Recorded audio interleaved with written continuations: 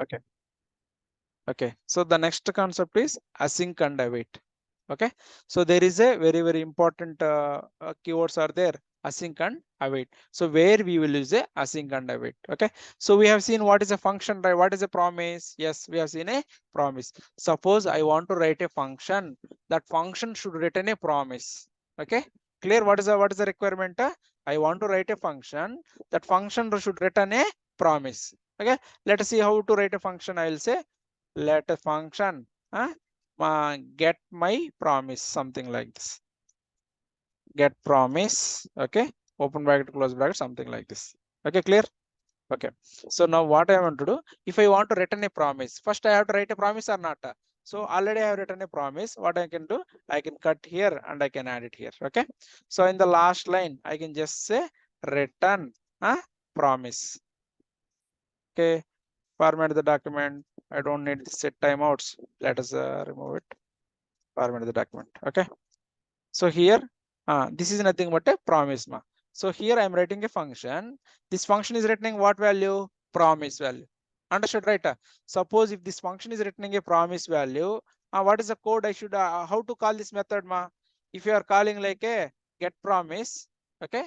So this get promise will return what value? Promise, promise. On the promise, I can write a dot then, okay, dot then, and I can print the value.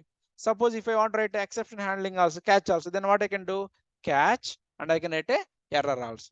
Okay, see here. So if we are going to print output, we are going to get a hello world something. This is the correct one. Okay. Suppose now what I want to do, simply to return a promise. How many lines of code you are writing here? So first you are creating a promise object and you are calling the resolve method and you are returning the value. Okay. This many things, right? Okay. Simple. Instead of writing all these many things, this is a normal function only, right? I will say return hello world. Okay. I will say return hello world. This is a normal function or a promise? Normal function. On a normal function, if you are going to try to do then you are going to get an error only. This is a promise function or normal function? Normal function. So if you are calling this one, we are going to get an error only. Uncaught get promise not something is not at all there. Something like this. Okay. For normal functions, you should not write it then all these things. Okay. So now what is the requirement is I want to return this as a promise. So earlier I have written, instead of writing this many lines, simply I can go and write like a async here. What is the keyword I'm using it? Async. Okay. So whenever you are using async here, internally what it will do, it will create a promise and whatever you are returning, that return will call inside the resolve method. Okay, resolve method. Okay. So now if I am going to reload the page again, see, hello world is coming. That means my promise, my promise is working or not? Working. Okay. So now async keyword is if you want to make any method to return as a promise, then you can use a keyword called async. Okay, clear? If you want to return any method as a promise, then what is the keyword you should use it? Async. If you don't want to use async, you can write a return new promise and internally you can call the resolve and something like this. Instead of writing those many lines, simply you can write a async. Okay, so this is nothing but about the async. Let us write the async. Okay, async is done. So the second keyword is called await. Okay, await. Let us go and get the value. Okay, suppose what we want to do, and instead of doing like this, I'm going to do something like this. Okay, uh, let us return a function here. So function and get promise. Okay, let's go with the first way. I want to write a set timeout. Okay, so set timeout. Here I'm writing a promise and here I'm going to return a new promise internal. That's correct only, right? So this, and after how much time it will resolve it? 1 second. Correct, right? I'm calling a resolve. Resolve means a success case only. Okay, so if I want to write output for this program, first let us write another function test function. Okay, so now I want to execute this function. I want to print this output. Tell me how to get this print output. First, I need to store into one variable. Let promise is equal to get promise, and I can write a promise dot then. If you want to write a catch and dot catch also, something like this. Okay, this will execute. So let us go and reload the page. Okay, wait for 1 second. You will not get it because we are not calling either methods. Okay, so we have to call the test method first. Okay, test method will wait for the promise. So let us reload again. So we are getting the hello world. Automatically we are getting it or not. Okay, but here the important point is how many lines we are writing the code here. First we are getting a promise, and then what is the line I am writing it? A promise dot then, and I am writing a one function. Correct, right? Okay, instead of writing this many lines, there is an easy way called okay await. Okay, so here first I am going to use a async. Okay, first I am going to use a async. So whenever you are using async, what will happen? This method is going to return a like promise. Okay, that's fine. So now I don't want to print like this, but I want to print the value from the producer. So here I'm going to write like a let the value is equal to await. What is the keyword I'm using it? Await. And what is the value I'm giving it? A promise. Whatever my promise name, I'm giving it right side. Okay. So now what will happen is instead of writing promise dot then and writing a function and that value you are storing here, you can simply write like a await and promise. So internally what it will do, it will wait for that promise, and once the promise is done, it will print the value here. Okay, so this await is a one line. This simple word is a it what it will do, it will fetch the value from the promise and it will store into this variable. Okay, suppose you want to write this multiple line, you go and write it, no problem at all. This await also like a get the value from the consumer, like producer. This is like a consumer code. Either you can write these 3 lines or you can write a this line, your wish. Okay, so await the but only one condition. What is the condition is whenever you want to write await, you have to use await only inside the async methods. Okay, if your method is not async, definitely you are going to get a error. Okay, so if you want to use await, first thing what is the keyword you should use it async. Okay, yes, so this await what it will do, it will wait for the promise. Once the final result is come, and it will get the value something like this. Okay, so that is the advantage of using the async and await. Okay, clear, right? So let's print the output. See, it is waiting for 1 second, and after the print it's made. There is no change at all. Okay, something like this.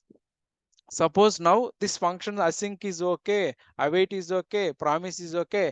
Can you show me an example where we are going to use this example in the either React or Angular or something like this? Okay, suppose what we want to do, I want to open a website. Okay, and JSON placeholder. There is a website called jsontypecode.com is there, and here what they will do, they will give the one here. Suppose there is a method is they are writing it then. What is it then means? Consumer code, right? Promise data then again. If this is also writing a promise, again they can write a another then, something like this. Okay, so let us go on. So here what I am going to do, here we can copy one URL. If you are going to copy this URL, you are going to get one JSON. Okay, clear? I'm going to get this JSON. Suppose I am going to remove this one also here. Okay, you are going to get a array large JSON. Okay, think like this is your backend server.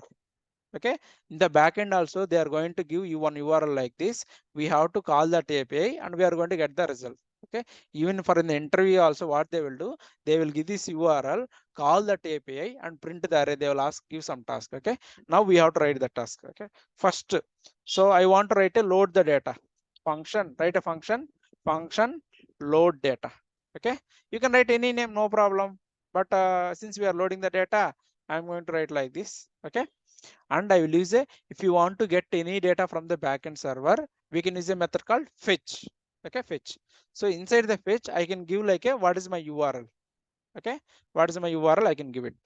Okay, I have given my URL. So whenever this fetch is done, this fetch will return a promise. This fetch will return a promise. So how can I store into one fetch value? Let promise is equal to something like this. Okay, let promise. So now how to subscribe your promise? You know how to subscribe promise or not? Promise dot then. Okay, promise data then, and let us write ourselves. Okay,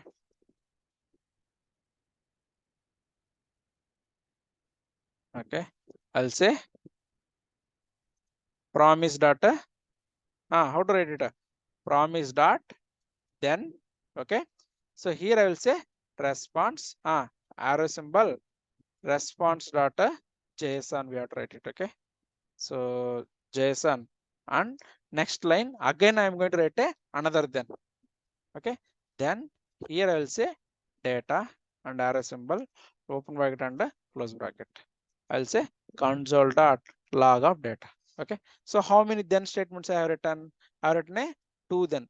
This is the first then, this is a second then, because this promise will return a response, but that response also like a promise only.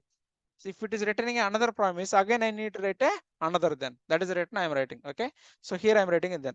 So let us call this function ma. How to call this data? Load data. Okay, so if you are going to see our load data in our console also, we should print all this data. That is our task. See, there is a 200 return sheet is giving. Okay, let's print one by one. See, user ID is 1, ID 1, title is something, completed is called false. Okay, and if you go on to see here, user ID 1, ID 1, title is equal false. Same data we are able to get it right. So this is nothing but an array. Okay, this is an array. Suppose from this array I want to do filtering. What is the method we can use? It a filter method. I want to convert data from, I want to copy all these user IDs, all these user IDs. Then what method we should use? It a map method. Okay, map method, something like this. Okay, so here how many lines of code we have written here ma? First we are writing a promise, and then we are writing a then, and again we are writing a then code. Okay, suppose the same code I want to use like a async code, like await. Okay, we can do it easily ma. If you want to use await, what is the method? First I should write it a async keyword. Okay, so first I will say here itself I will say I will wait for the promise. Okay, that is one. And next I will say let the data is equal to await and promise data JSON. So let us print this data last.